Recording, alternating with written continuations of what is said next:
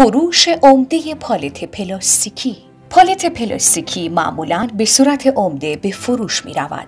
دلیل آن هم نوع کاربرد پالت پلاستیکی است که معمولاً در انبارها مورد استفاده قرار می گیرند.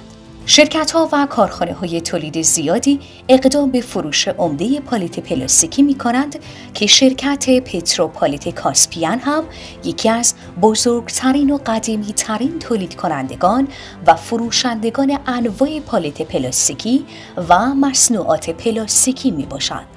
پالت‌ها انواع و کیفیت‌های متنوعی دارند و هر کدام وزن، ابعاد، تحمل بار ثابت و متحرک متفاوتی دارند و شما باید با توجه به نیاز خود پالت مناسب را انتخاب و خریداری کنید. خرید عمده پالت پلاستیکی بسیار مقرون به صرفه تر از خرید تکیه پالت می باشد، زیرا هزینه‌هایی از قبیل حمل و نقل برای فروش پالت ثابت است و خرید با تعداد بالا باعث کاهش هزینه کلی می شود.